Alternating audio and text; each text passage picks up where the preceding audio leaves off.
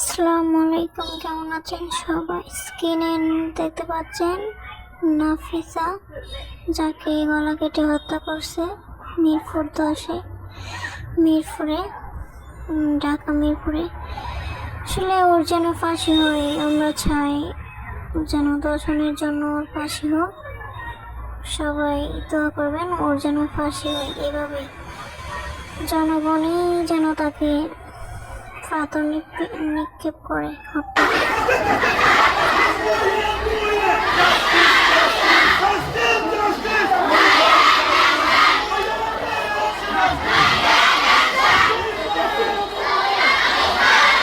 এই মিছিলটা হচ্ছে হাফেজ আব্দুর রাজ্জাক পাইলট হাই স্কুলের।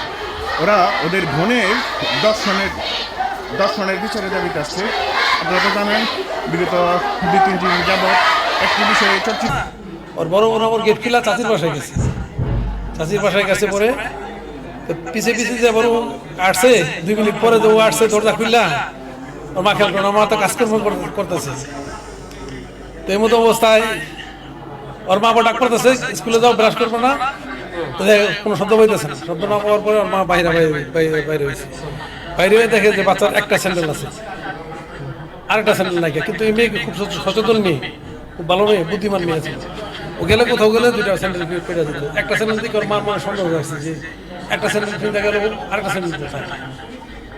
এই ওর মা ছুটাছুটি শুরু করে দিচ্ছে, এই তালা ওই তালা, এই তালায় তালায়। লাস্টে আইসা গিয়ে এই যে এখানে দেখে দরজা বন্ধ।